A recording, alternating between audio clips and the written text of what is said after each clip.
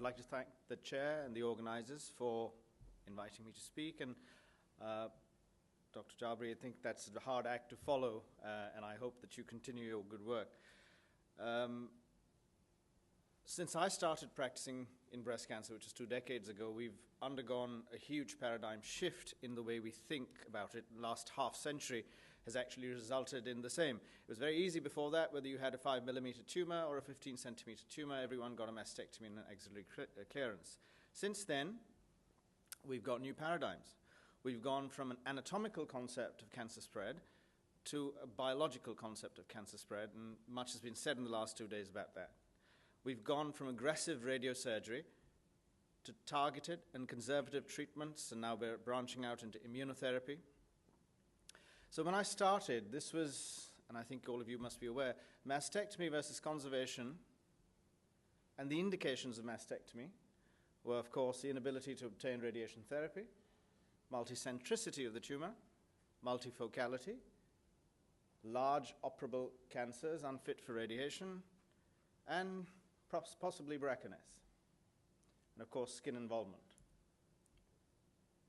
But are these absolute, relative, or now becoming more obsolete? Let's have a look at that. So the definitions first of multicentricity. As you all know, 2 or more foci of cancer in different quadrants of the same breast. Multifocality means 2 or more foci of the cancer in the same breast quadrant. Now, this was a paper which was published in 1985 by Holland et al., which showed that in spite of, or despite a wide excision being done, up to 3 centimeters from the margin, oops, get this to work, you still had tumor cells, and 2 centimeters, 40% of the cases still had tumor cells. And especially with multicentric and multifocal disease, it says that they were seen as relative contraindications for breast conservation.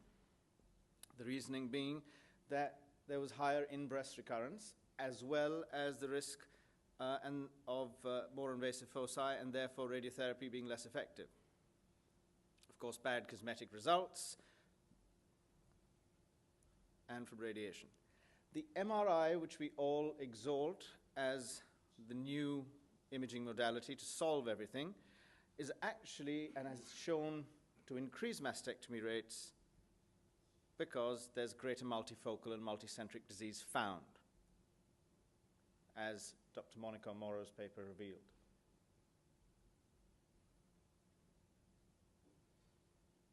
So is multifocal and multicentric disease associated with worse overall survival and disease-free survival? And if we do breast-conserving therapy in this subgroup of patients, is it related to higher local relapse rates?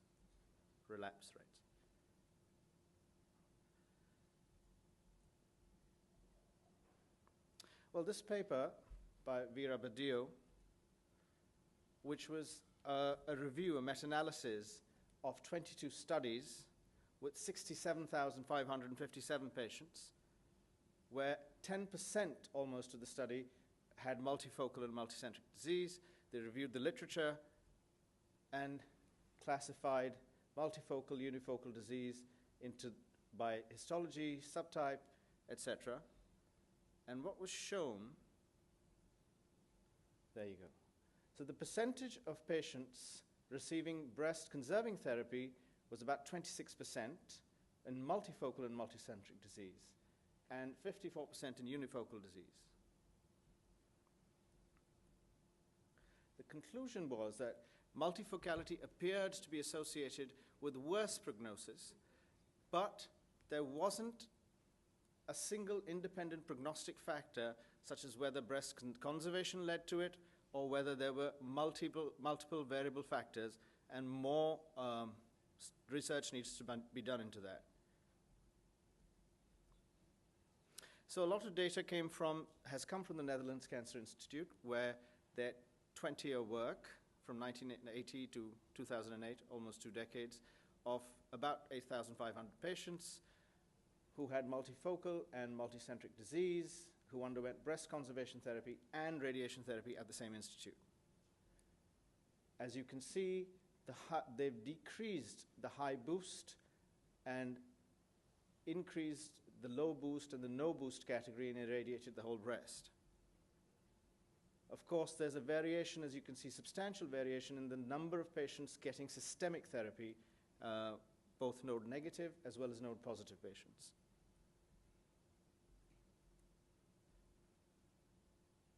"417 of these patients had local recurrences, with a 5-year local recurrence rate of 2%, which is well within the internationally accepted rate, which is 7.5% at 5 years. A 10-year local recurrence rate of 5%.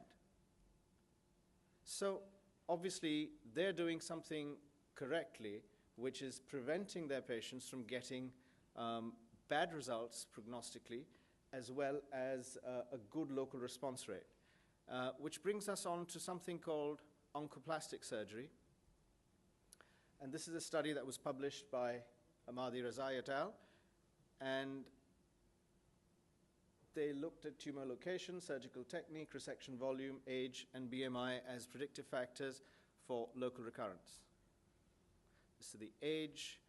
Of course, what they saw was that their 5-year recurrence was 4%, and the single biggest factor almost was the age, which was less than 40 years of age. And no difference in histological outcomes. So what are oncoplastic techniques? Well, the British Association of Surgical Oncology, BASO, defines it slightly differently.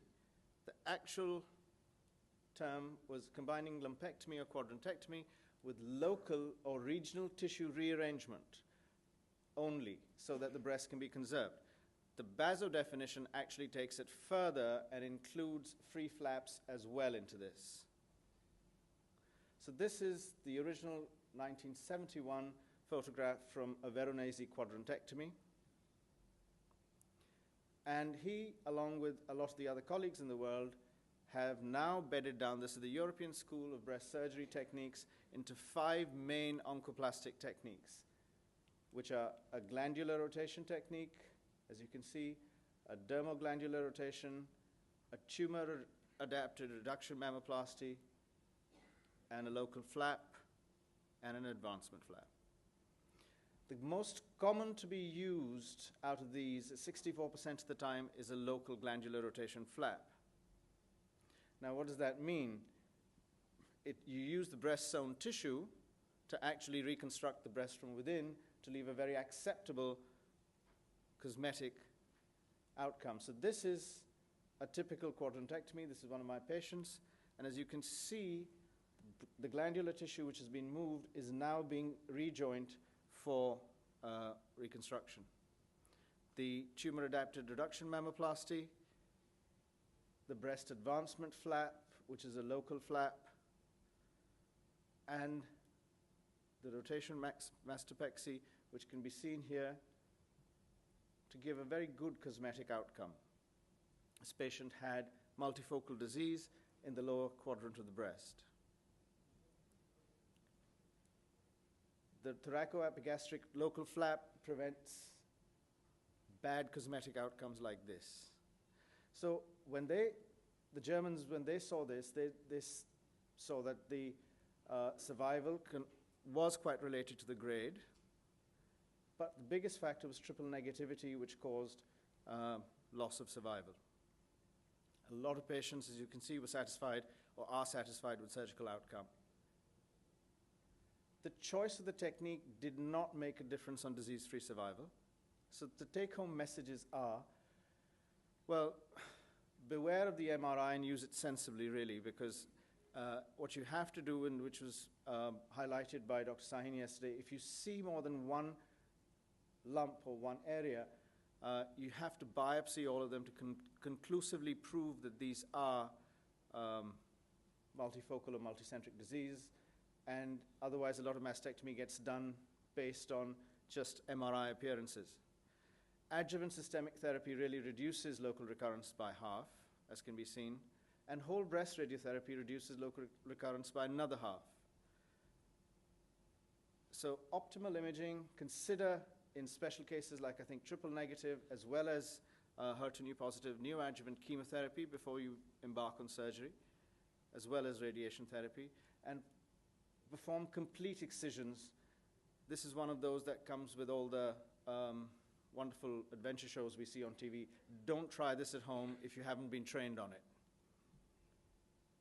Surgery is just one step out of multiple steps in breast cancer treatment. We like to think that we are kings in this field, but we're not.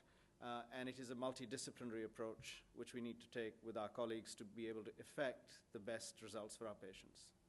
I would like to thank Professor Veronese, who is my teacher, and Madhi and Emil, who are good friends, and have given their slides very willingly. Thank you.